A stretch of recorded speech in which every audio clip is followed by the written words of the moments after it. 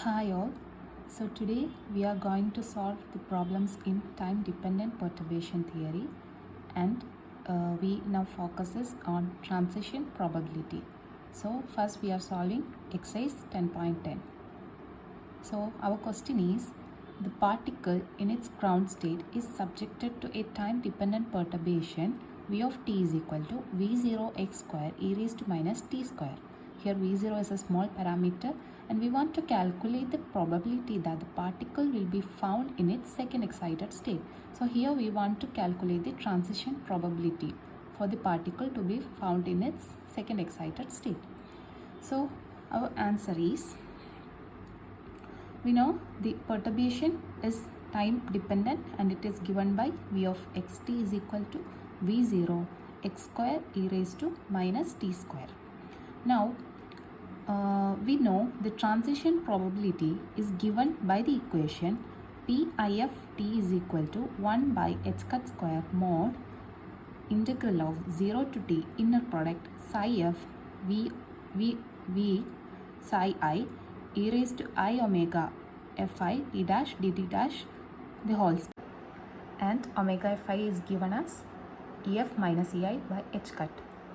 Okay, and we all know the solution of infinite well problem, that is psi n of x is equal to root of 2 by a sine n pi x by a.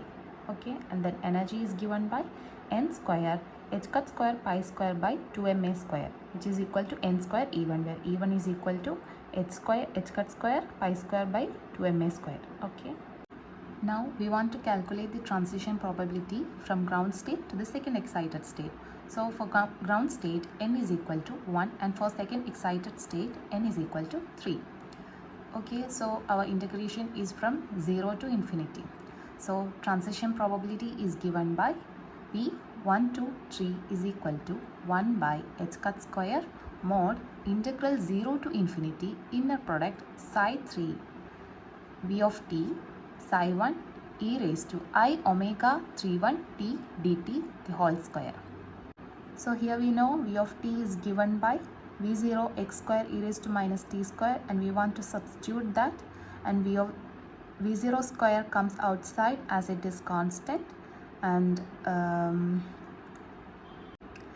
we get the equation like this. The transition probability from the ground state to the second excited state is given by v0 square by h cut square mod inner product psi 3 x square psi 1 the whole square mod integral 0 to infinity e raised to minus t minus of t minus I omega 31 t dt the whole square. So we know the solution of the infinite square well, that is psi n is equal to root of 2 by a sine n pi by a into x. So the inner product psi 3 x square psi 1 is equal to 2 by a integral 0 to a sine 3 pi x by a sine pi x by a x square dx. So this can be solved and we get 3a square by 8 pi square. Now we have solved the spatial part and then we are focusing on time dependent part. Okay, so here the time dependent part is given by integral 0 to infinity e raised to I omega 31 t minus t square dt. So we are taking y is equal to t minus I by 2 omega 31. Okay, so y square is equal to t square minus I t omega 31 minus omega 31 whole square by 4. Now we are taking the negative of y square, which is equal to minus t square plus I t omega 31 plus omega 31 square by 4. Now taking omega 31 square by 4 to the left hand side, we get minus y square minus omega 31 square by 4 is equal to I omega 31 t minus t square.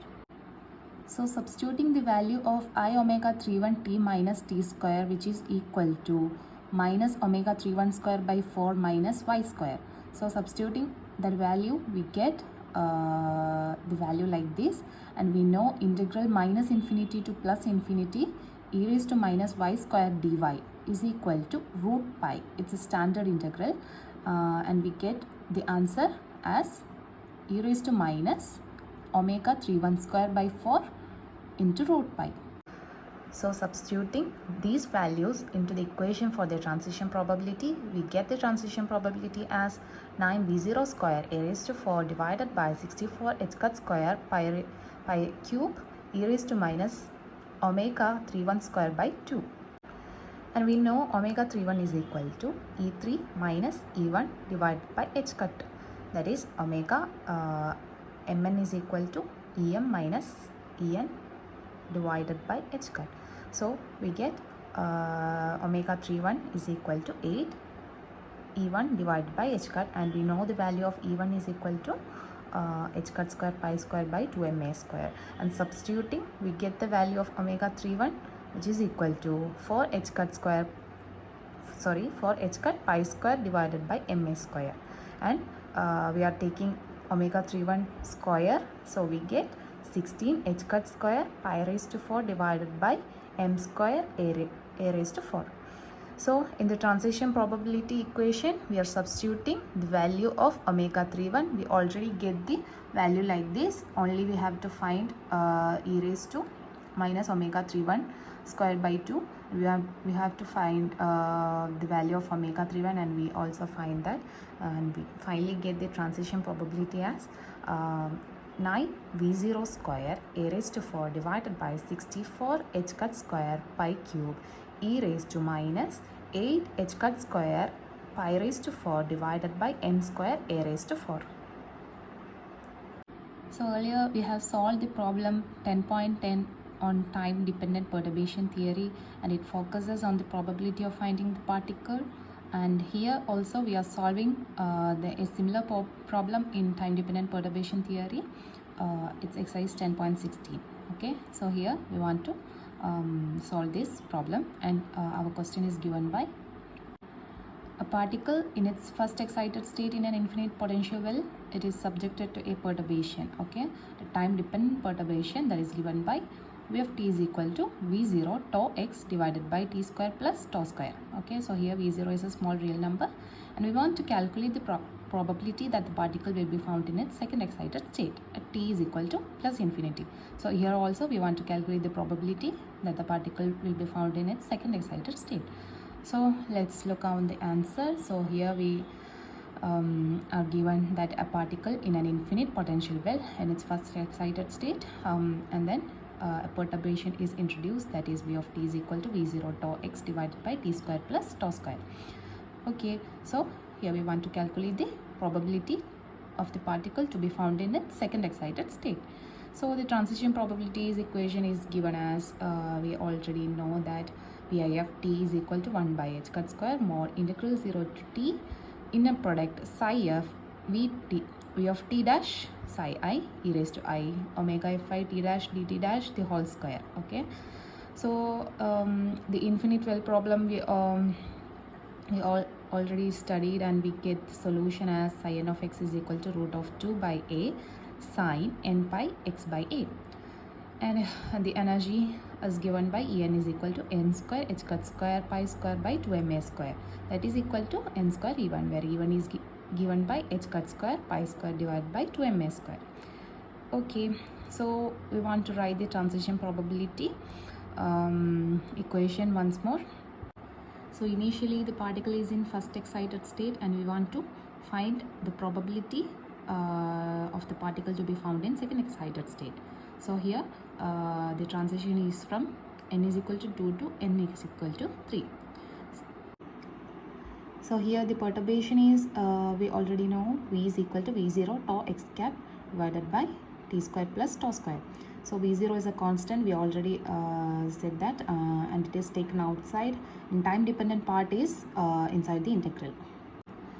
Solving the spatial part as earlier, we get inner product psi 3x psi 2 is equal to 2 by a integral 0 to a sine 2 pi x by a sine 3 pi x by a x dx is equal to minus 48a divided by 25 pi square.